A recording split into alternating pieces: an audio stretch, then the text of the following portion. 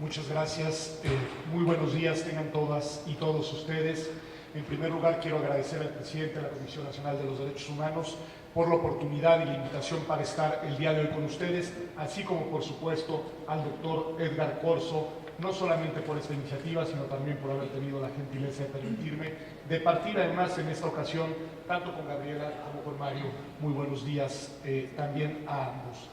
Lo primero que quiero subrayar es lo que ya decía el presidente de la Comisión, que es la estrecha colaboración en materia de derechos humanos que ya desde hace tiempo y en distintos proyectos ha tenido la Universidad Nacional Autónoma de México a través, aunque no solo, pero a través del Instituto de Investigaciones Jurídicas con la Comisión Nacional de los Derechos Humanos. Nos ha permitido esta colaboración tener una sinergia muy constructiva en temas muy relevantes en los cuales intersecciona el trabajo intelectual, el trabajo académico, con el trabajo de incidencia social, con el trabajo de búsqueda de soluciones para los problemas que tienen que ver con los derechos humanos.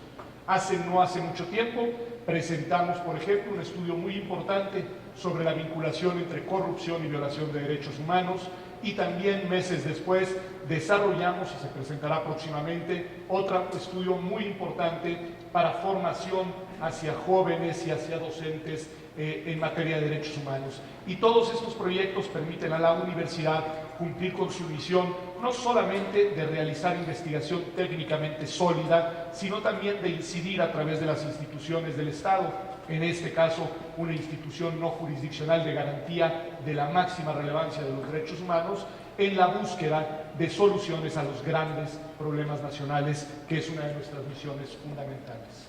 En segundo lugar, quiero advertir por qué el Instituto de Investigaciones Jurídicas realiza un trabajo que tiene como núcleo medular una encuesta, un ejercicio de opinión.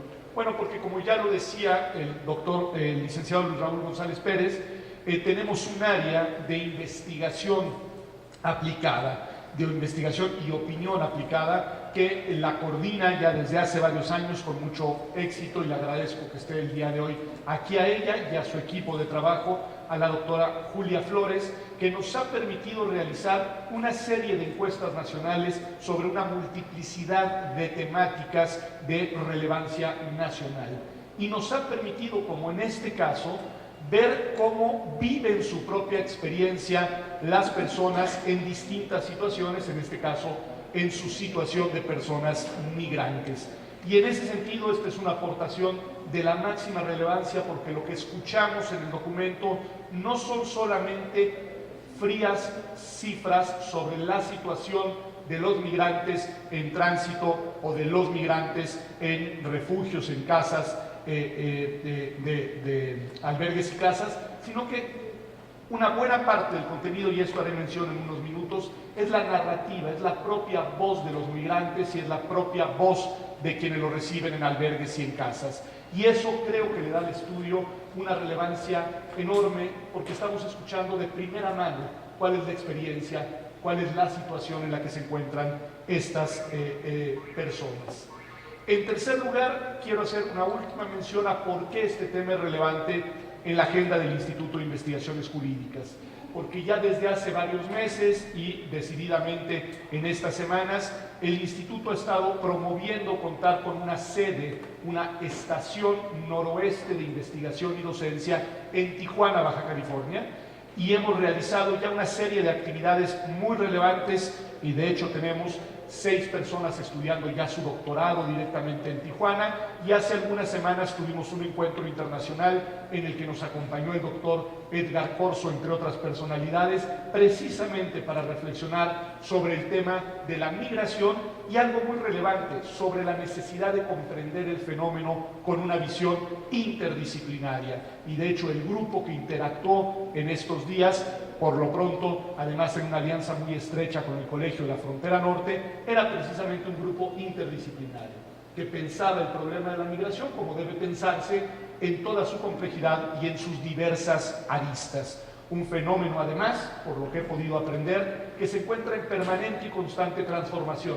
que no permanece inmutable en el tiempo y que por lo mismo requiere de este tipo de seguimientos para ir comprendiendo cuál es la naturaleza del fenómeno en un momento histórico determinado. Y de esto diré algo, la cuarta cosa que quiero decir.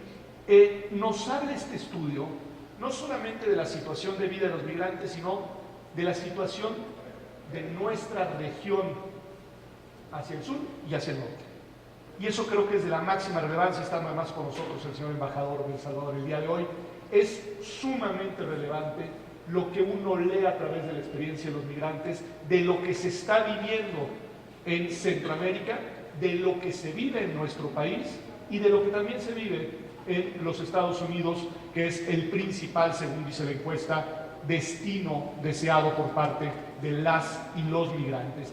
Y creo que el dato geopolítico es de la máxima relevancia, porque el hecho de que las condiciones socioeconómicas sean la primer causa de migración para los varones y la segunda para las mujeres, y que la violencia sea, en versión invertida, la segunda para los varones y la primera para las mujeres, mucho nos dice de cómo está nuestra región centroamericana y de la enorme relevancia que tiene que de manera coordinada y regional tengamos políticas que atiendan esta problemática desde sus causas y en una estrecha coordinación entre estados, y me refiero, como bien decía Luis Raúl González Pérez, entre estados entiéndase el Estado mexicano y sus estados vecinos, pero entiéndase también las entidades federativas de un territorio tan vasto y complejo como lo es el nuestro. Y creo que ahí hay un desafío que debe de atenderse con la máxima prontitud.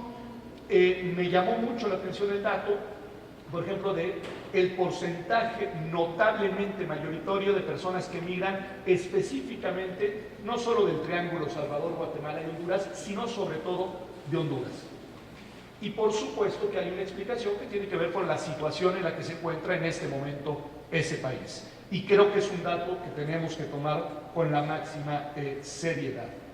En ese sentido, la quinta cuestión que quiero decir es sumarme al reconocimiento que ha hecho Luis Raúl González Pérez a las casas, a los albergues y a las personas que ahí trabajan y que ahí están. Ya hace algunas semanas el CONAPRED, de hecho, premió a una de estas casas, a la 72, como con el reconocimiento en materia de no discriminación de 2017, precisamente por el trabajo que ese refugio y otros realizan en favor de la acogida, del reparo y del acompañamiento de las personas migrantes que pasan por el país. Decía que nos habla de Centroamérica, pero también nos habla de México, y me voy a detener en el tema precisamente de la discriminación. Las personas migrantes dicen el 54.7% haber sufrido discriminación durante su tránsito en México. El 33% de ellas por no tener dinero, el 30% por su apariencia física y el 18% por su acento de hablar. Te habla mucho de nuestro país este dato. Es decir, te habla de la condición del tejido social de nuestro país y de nuestra poca disposición a la empatía y a la apertura con el diverso. Y esto es lo siguiente que quiero decir. ¿Quién es la persona que migra? Estos sujetos, ¿qué padecen en su experiencia migratoria?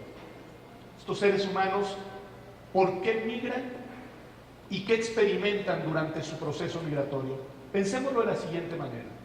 Migran porque las condiciones de vida en el lugar en el que nacieron, por una u otra razón, se han vuelto insoportables. Ese es el primer sufrimiento. El segundo es el propio proceso de la migración. El pesar, los riesgos, la violencia, la discriminación durante el periplo migratorio. En tercer lugar, la falta de recepción y acogida en el lugar de destino o en el lugar en el que logran llegar. Porque lo bien lo decía Luis Raúl González Pérez, México ya no es nada más un país de tránsito, también ya es un país de destino. Y ahí padecen discriminación, maltrato y violencia. Y si después regresan a su país de origen, vuelven a padecer por el solo hecho de haber migrado una nueva forma de discriminación.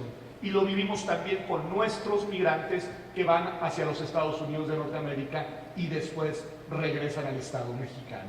Es decir, es una cadena de sufrimientos, es una cadena de malos tratos, es una cadena de discriminaciones en búsqueda de una vida digna. Y creo que eso es algo que debemos de tener absolutamente en cuenta. Porque además, como les decía, en este estudio lo que van a leer son las voces de los migrantes. Y van a leer de qué hablamos cuando hablamos de violencia, de qué hablamos cuando hablamos de discriminación, cómo lo perciben y cómo lo padecen. Y la verdad es que son voces escalofriantes. Son voces que te dicen mucho de nuestros estados, pero también nos dicen mucho de nuestra condición de seres humanos. Y con esto voy a concluir. Voy a concluir con una reflexión que suelo hacer cuando pensamos en el tema de los derechos humanos y que creo que en el caso de los migrantes adquiere un sentido especial. Se equivocan quienes piensan que las personas comprometidas con los derechos humanos lo hacen desde la ingenuidad, el optimismo o el sentimiento de bondad y de generosidad. Las personas que se dedican a la defensa de los derechos humanos, por el contrario, lo hacen a partir del realismo, a partir de la conciencia clara y del desencanto por lo que somos capaces de hacernos unos seres humanos a otros seres humanos y por lo que padecen las personas que se encuentran en una situación de mayor vulnerabilidad y de mayor debilidad. Los derechos humanos en ese sentido siempre serán la causa de los más débiles y por lo mismo su defensa es una lucha civilizatoria. Estas voces de estos migrantes son voces que conducen por la senda del desencanto de lo que no hemos sido capaces de hacer para mejorar la vida de millones de seres humanos y de lo que no somos capaces de hacer para garantizarle vida digna cuando la buscan en nuestro territorio nacional. Por lo mismo, celebro que haya refugios y casas que sean un oasis, como dice el estudio. Los felicito, las felicito y me permito invitarlos a seguir con esa muy loable tarea, con el acompañamiento de instituciones tan relevantes como lo es nuestra Comisión Nacional de los Derechos Humanos. De nueva cuenta, muchas gracias por la oportunidad de estar aquí el día de hoy con ustedes.